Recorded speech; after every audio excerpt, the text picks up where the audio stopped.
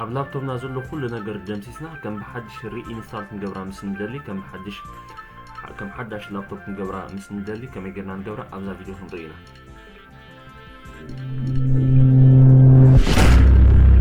ኣቀዲምና ክንፈልጦ ዘለና ዝኾነ ዓይነት ኣብ ዝንገብሮ ዝኾነ ዓይነት ኣብ ላፕቶፕና ኣብ ዝፀንሐ ኣፕሊኬሽን ይኹን ፋይላት ክድምሰስ ስለ ዝኽእል ኣቀዲምና ክንፈልጦ ዝግባአና።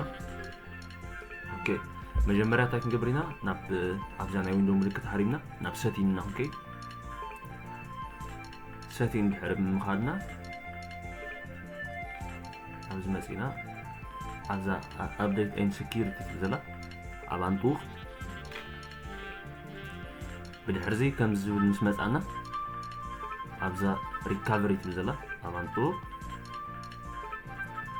ብድሕሪኡ ከም ዝንሪኦ ዘለና ኣብዚ ተፃሒፉ ዘሎ ይብለና ኣሎ ላፕቶፕካ ዝኾነ ነገር መዘጋጥማ ኣብዚ ከም ብሓድሽ ሪኢንስታል ክትገብሮ ትኽእል ኢኻ ዝኾነ ዓይነት ፀገም መዘጋጥም ማለት እዩ። ኣብ ጌት ስታርትድ ምስ ገበርካ ኣብዚ ኦፕሽን ዝበካ ዘሎ ካብ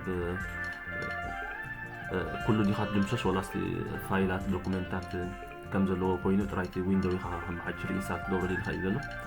ሕጂ እዚ ኩሉ ክንድምሶ ኢና ጌርናዮ ዘለና ሪሙቭ ኤቭሪቲንግ ዘሎ ድሕሪኡ ከም ዝንሪኦ ዘለና ከምዚ ድምስ ከደ ዊንዶው ከመይ ጌርካ ዳውንሎድ ክትገብሮ ደሊኻ ኣለካ ይብለካ ይብላ ኣሎ። ብዚ ካብዚ ሽዑ እቲ ሎካል ዊንዶው ኢና ሪኢንስታል ክንገብሮ ደሊና ዘለና ናብ ታሕቲ ወይ ትንጡቕ ከምዚ ይሕብረና ኣሎ ኩሉ ኣፕሊኬሽን ፋይላት ክድምሰስ ምዃኑ ኔክስት ንብላ።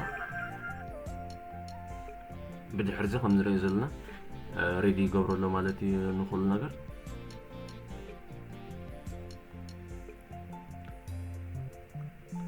ብድሕሪ ዚ ናይ መወዳእታ ሬዲ ኩሉ እንታይ ክድምሰስ እዩ ኣብዚ ሕጂ ንገብሮ ዘለና ይነግረና ኣሎ። ብዚ ኩሉ እቲ ኣፕሊኬሽን ይኹን ፕሮግራም ከም ዝምሰስ ማለት እዩ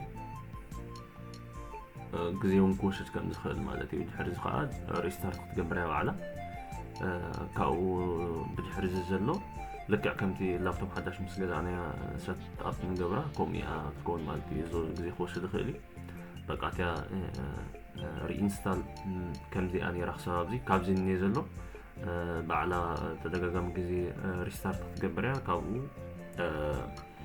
እቲ ዊንዶው ልክዕ ከምቲ ኣብ መጀመርያ ምስ ገዛእናያ ኮይና ትመፆ ከምኡ ኮይና ትመፀና እያ ካብኡ ከም ብሓድሽ ሰትኣፕ ንገብራ ማለት እዩ።